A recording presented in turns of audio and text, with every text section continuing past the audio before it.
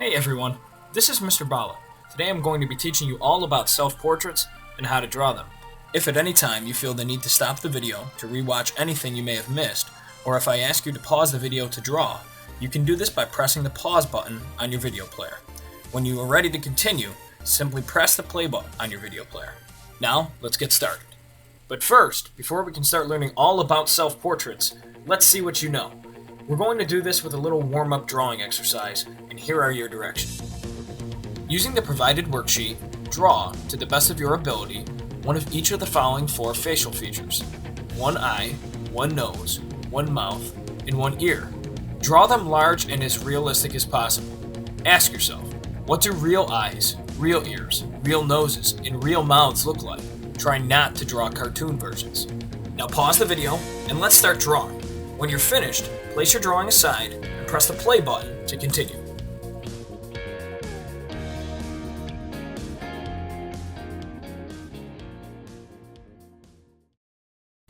To be able to learn how to create self-portraits, it's a good idea to know what they are. And to know what self-portraits are, you first need to know what a portrait is. Do you know? If asked, would you be able to explain the difference? Pause the video and see if you can fill in the blanks to complete the definitions of portrait and self-portrait. When asked, most 7th graders will claim to know what portraits and self-portraits are. However, the two are often used interchangeably. There is a difference. Simply put, a portrait is a picture of a person. Say this to yourself. A portrait is a picture of a person. This means that any artist could create a portrait of anyone. However, a self-portrait is a picture of yourself. This means that only the artist can create a self-portrait of themselves. I cannot make one of you, and you cannot make a self-portrait of me. Artists have created self-portraits for centuries. But why? Surely they could find other subject matter to draw or paint. However, artists often create portraits of themselves because they are the only person who can express not only how they look, but also what the artist thinks and feels. Look at this self-portrait of Pablo Picasso. Ask yourself, why did he almost only use the color blue? And what can this tell you about him? Pause the video and think about it.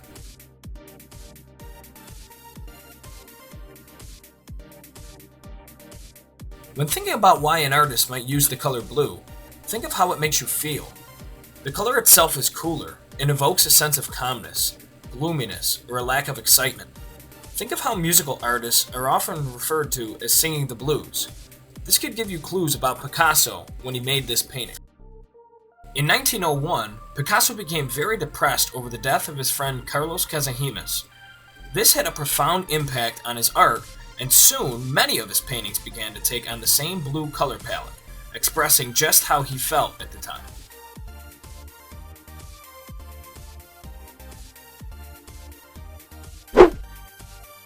Not all artists create self-portraits of themselves the way the great Pablo Picasso did, though. Look at these self-portraits. You may notice that some look serious, while some look silly and playful. Some look realistic, while others are colorful and use a variety of shapes and subject matter within them. As you can see, there is no one way to create a self-portrait. Now let's take a look at these self-portraits one more time. Ask yourself, what do you think the artist is saying about themselves? Pause the video and think about it.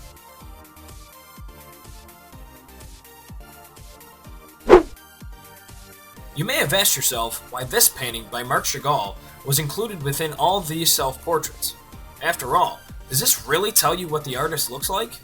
But remember, a self-portrait isn't always about looks. Marc Chagall created this self-portrait about his memories of growing up in Russia. The artist did not use a mirror for this painting because it was all information he had in his memory. Truly, there is a lot more to self-portraits than what meets the eye. So, before you learn how to create a self-portrait of yourself, I'm curious, have you ever created one like these artists of the past have? Some might think they haven't, but most 7th graders have, and they don't even know it. See what I mean? Selfies, made with a camera or phone, are the modern day way of making self-portraits. Only we won't be using cameras for this lesson. To be able to draw a self-portrait, it's important that you first understand how to draw each part of the face. I asked you to try to draw each facial feature earlier. That may not have turned out so well. So now I'm going to show you how to do it properly. On the provided worksheet, we're going to draw one eye, nose, mouth, and ear. Let's start with the eye. To begin, draw a dotted line across the box labeled eye. This is your line of proportion, or the line that will later help place your eye with the proper size and location on your face. We will then draw the tear duct on the dotted line to the left. This is where the eye's moisture originates and always faces the nose. We will then draw the top line of our eye and then the bottom. Notice, the bottom isn't as deep as the top is high. Next, we will draw the inside of the tear duct and enclose it within the bottom eyelid, which spans the entire bottom of the eye.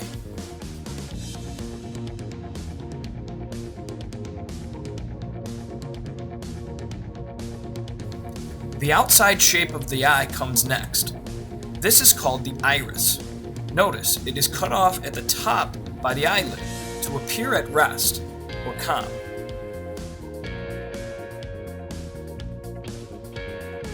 Inside the iris, draw a smaller circle called the pupil. This is drawn in the center of the iris, not directly on the dotted line.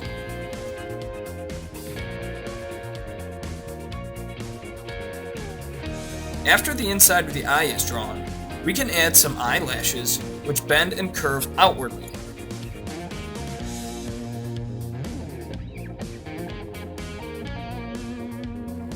And last, we can draw a fold above the eye, indicating where the eyelid is.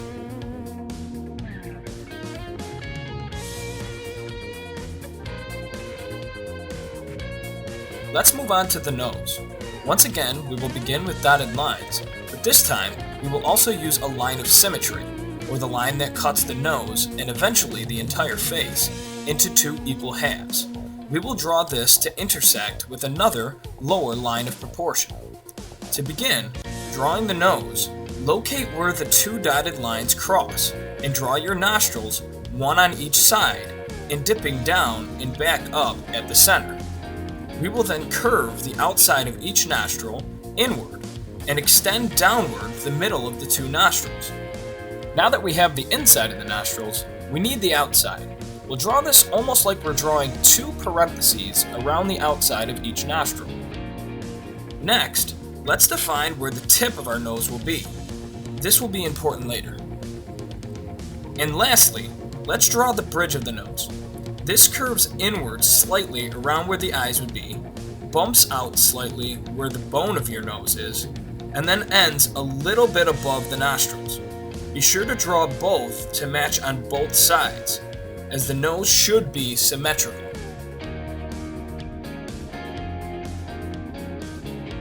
Next come the lips. Similarly to the nose, let's begin with intersecting lines of proportion and symmetry.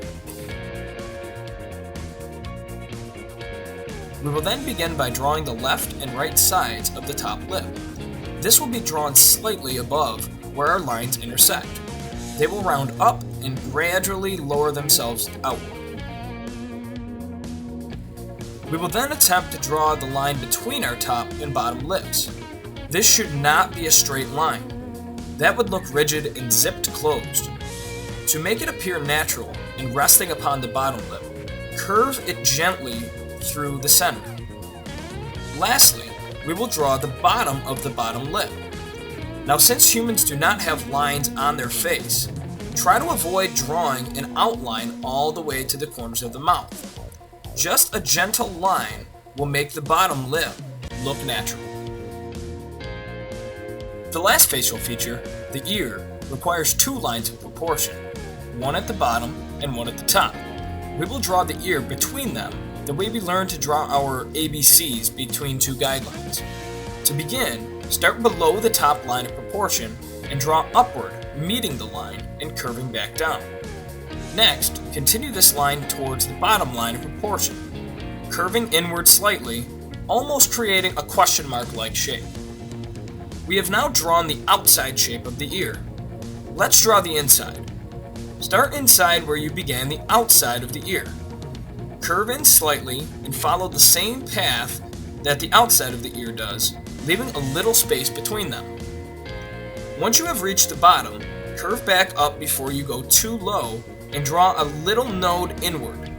This is the piece of your ear which covers the opening to your ear canal.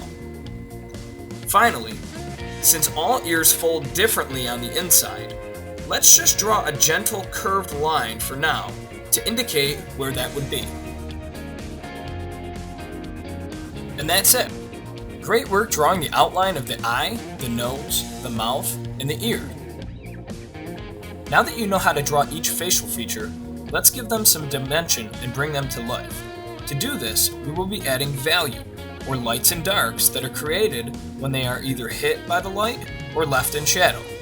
This will make them appear three-dimensional. To begin adding value, we will always begin shading areas that are the darkest. This would be the pupil. We will then begin shading in a circular direction around the iris. For example, do this lightly for blue eyes and darker for brown eyes.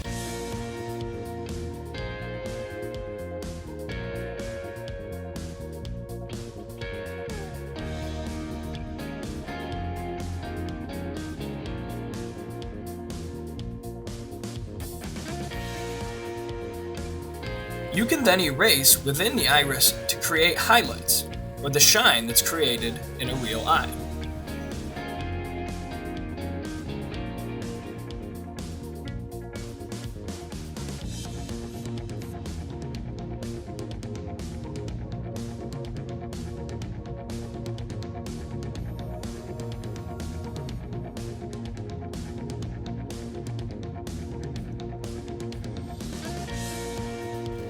Even though the eyeball is generally white, we will then begin to shade around the outside and in the corners of the eye.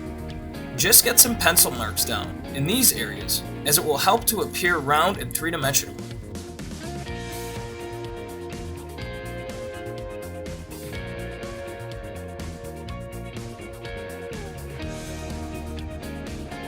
A shadow under the eyelid will help it appear lifelike.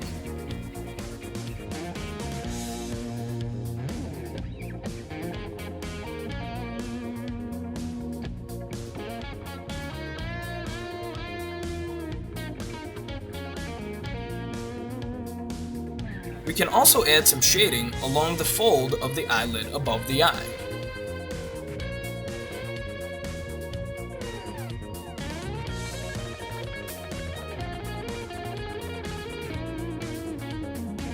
Finally, we can begin to gently blend using the tip of our finger away our pencil lines and smooth out our shading.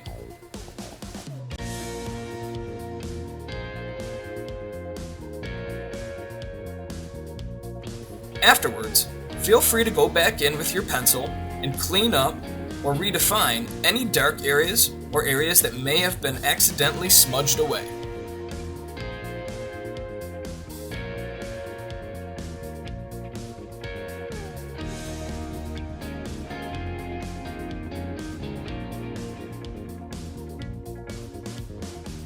Great job on shading and blending your eye.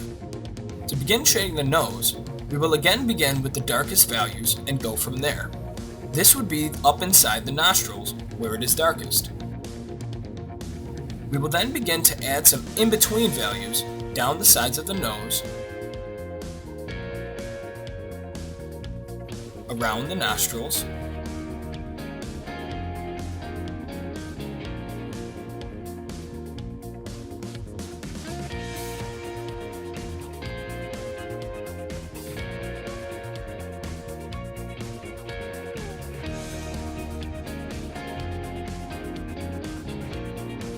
below the nostrils.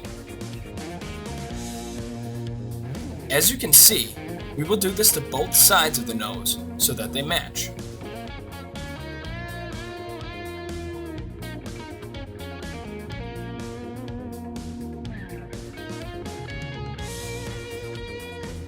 Once you are finished getting your pencil down, go in again with your finger and blend it to make it appear more natural. You can then go back in and darken and redefine any areas that may have been lost.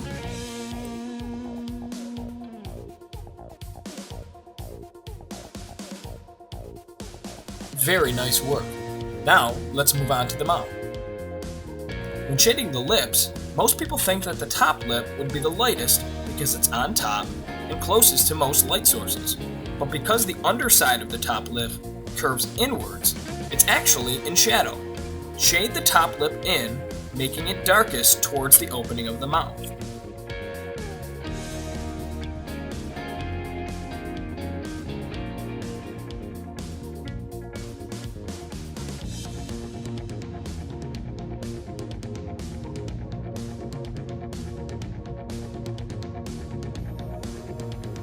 Then shade below the bottom lip, not on it. You can allow a little shading to come over the edge a little bit to make it appear round, but don't shade it all in.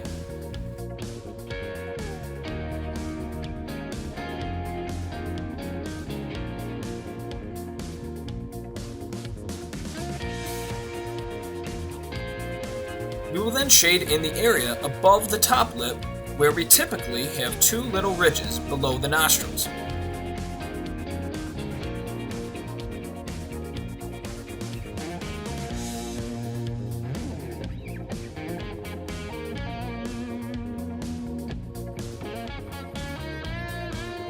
Shade in these three areas to make it appear as though it bumps out, sinks back in, and bumps out again.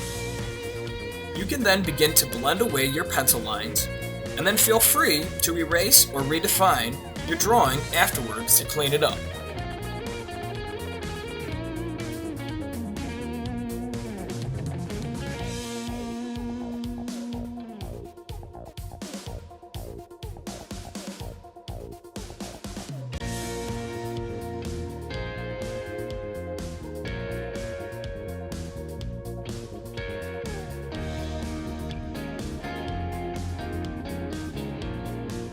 Let's finish with the ear. Begin with the darkest area, the opening of the ear canal, underneath that little node that we drew to cover it. Then, let's add some shading in the next darkest areas, below and along the outer ridge of the ear, and below the fold in the middle of the ear.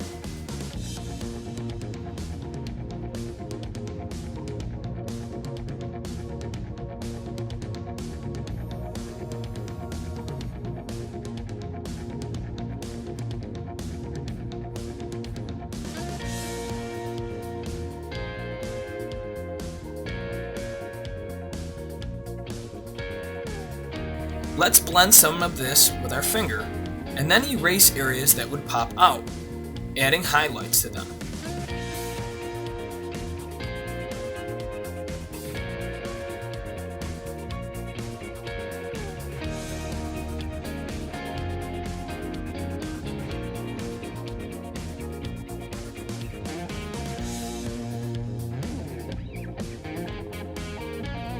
To make this whole ear pop out, I'm going to add some pencil down behind the ear.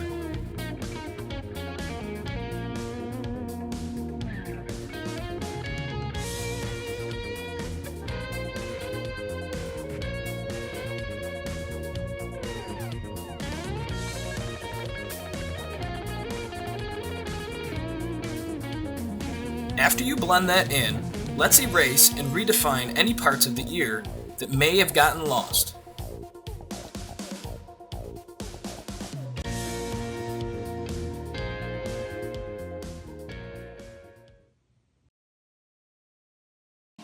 Congratulations! You just successfully drew and shaded all 4 facial features. Now, let's use this new skill to create a self-portrait.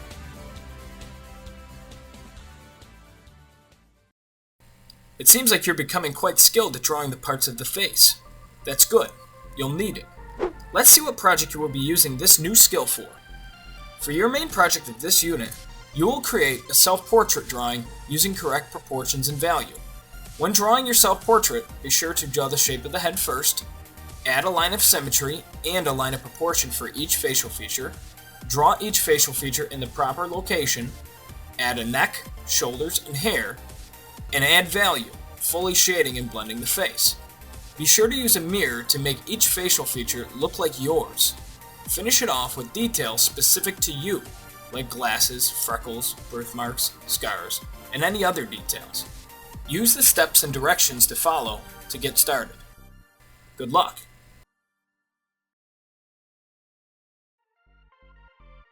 Using the provided green template, let's trace the shape of the head. It's kind of like an upside down egg shape and is kind of difficult to draw, so this will make it a little bit easier.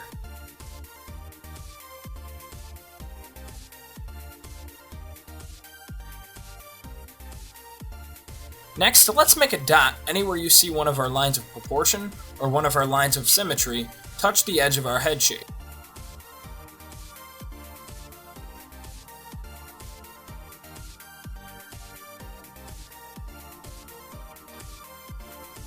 Next, let's connect those dots we just drew to create our lines of symmetry and our lines of proportion.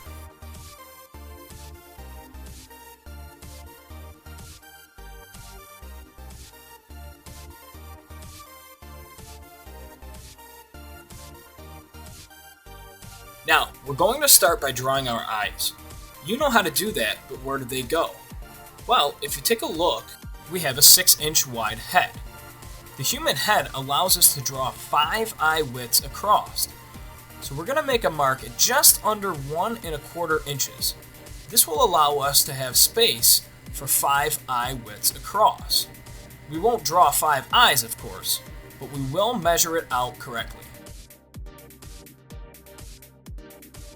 Now, begin drawing your eyes on this first line of proportion between the first and second marking and the third and fourth.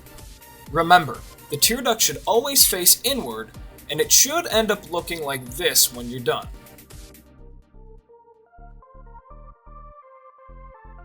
Now, look in the mirror. I want you to draw your eyebrows, but I don't want you to just draw the outline of the eyebrows or to scribble in them. Instead, I want you to draw each individual hair the way that you see them. Different people's eyebrows look different, but they are all made up of individual hairs. What you draw on the right side, you should try to match to draw on the left. Next, we'll draw the nose on the second line of proportion. Make sure it's centered and it's even on both sides. We will now draw the mouth. Let's use a ruler to determine how wide it needs to be. We can figure this out by drawing a light guideline from the inside of the iris down to our third line of proportion. Let's do the same thing on both sides and then begin drawing the mouth. If yours looks like mine, then you're ready to begin drawing the ears. The ears fall between the first line of proportion and the second line of proportion. So draw them so that the top is lined up with the eyes and the bottom is lined up with the bottom of the nose. Very similar to the way that we determined the width of the mouth, we will use the ruler again to determine the width of the neck. Line it up with the outside of the eye and draw a light guideline down to the jaw. Do this on both sides and then use the ruler to draw the height of the neck. Be careful, you don't want to draw the neck too long and end up with a giraffe neck, but you also don't want to draw it too short. That looks just about right. Now I'm going to fast forward here just a bit because I want you to see the shoulders. They overlap the neck and they curve down before they round out and off the page. Next, begin drawing some of the details of the neck, like the slight indent that's at the bottom of the throat, and 2 lines on both sides to show where the clavicles are, or your collarbone. Now, let's add some hair to our portrait. The hairline falls halfway between the nose and the top of the head. So let's take our ruler and measure the distance from the top of the head to the nose. It looks like it's about 4 inches, so halfway will take us to about 2 inches. Let's make a little mark there. Now different people have different hairlines, but for the purposes of this drawing, I'm just going to draw a nice, light, gentle curve through that mark we just made. This can be changed later, but I want to make sure that I know it's going to cross halfway through the forehead. Afterwards, I'm going to start drawing the hair on the sides of the head that will eventually go down in front of the ear to form our sideburns. Do this on both sides.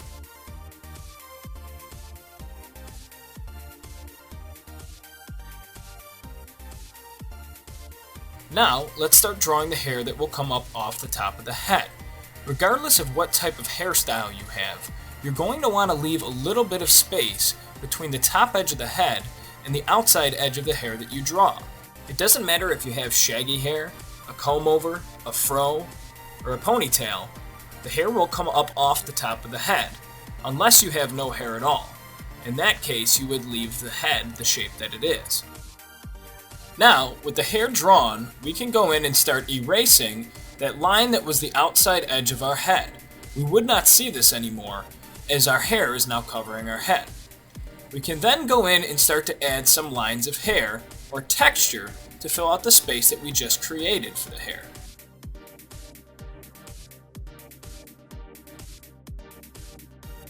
Now, before I finish drawing, I'm going to go in and redraw the shape of the jawline. So look in the mirror and see what yours look like. Draw it. And then, let's finish the outline of our self-portrait drawing by giving our self-portrait a shirt.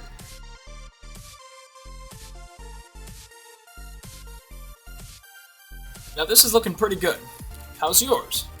Before we move on, let's go in and erase some of these guidelines so that they're not there when we attempt to add our value to our self-portrait.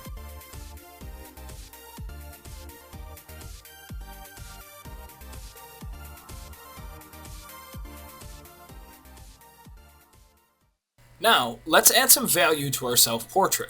Since you already know how to shade the eyes, how about we start there? Go ahead and begin. Pause the video anytime you need to draw, and then press play to move on to the next facial feature.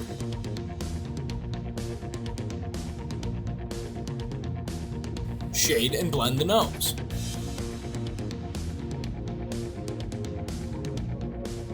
Let's move on to shading the mouth and the area under the eyebrow. Shade the same way you have been for the side of the face and the jaw. This will make the face look round. Then, try the same thing for the opposite side of the face. Next, let's add some shading to the neck. It should be darkest directly under the jaw and get lighter as it moves down. Now, let's start adding value to our hair. Different people have different textures to their hair, so no one way is right for everybody. You'll notice that I'm putting in long, straight hairs, but some people might have short and billowy hair. Some people might have spiky hair. Some people might have long, soft hair. Look in the mirror and see what you have. Remember, the length and direction of your hair should determine the length and direction of the lines you use to shade your hair in. Also, you'll notice that I don't shade in some areas. This leaves them looking white. This is to appear as though the light is creating a highlight on the top of my head. Give this a shot, and then attempt to add some of the finishing details we discussed earlier, like freckles, or glasses, or whatever details you may have. When you're finished, congratulations! You've just completed drawing a great self-portrait.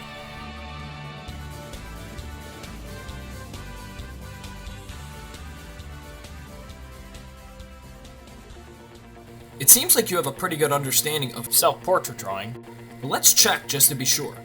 We're going to do this with some multiple choice review quiz questions. If you know how to draw a self-portrait as well as I think you do, this should be a piece of cake. Read each question carefully and pause the video to think it over.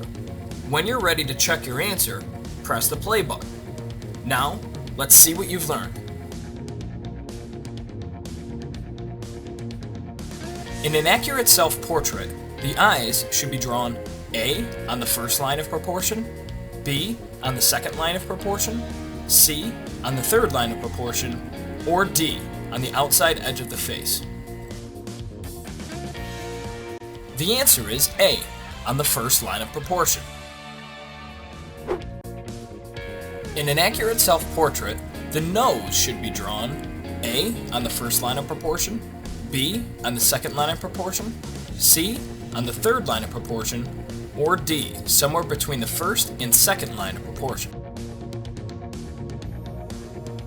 The answer is B on the second line of proportion. When drawing human eyes, you should draw them A in the shape of ovals, B in the shape of footballs, C, so that there is more of the eye drawn above the line of proportion than below it, or D, so that there is an equal amount of the eye drawn above and below the line of proportion? The answer is C, so that there is more of the eye drawn above the line of proportion than below it.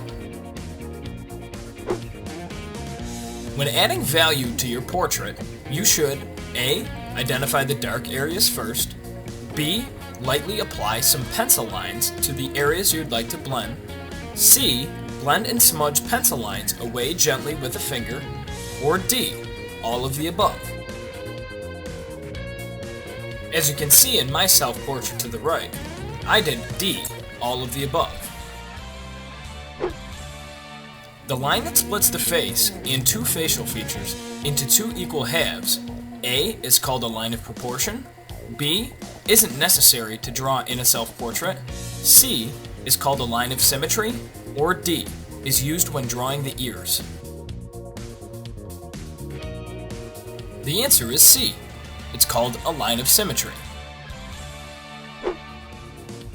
The human head is A, the shape of an oval, B, 4 eye widths wide, C, actually larger for all females than males, or D, typically 5 eye widths wide. The answer is D, typically 5 eye widths wide. And that's it. Congratulations, you've completed this video. I hope you've had fun and learned a lot about self-portrait drawing. So long for now.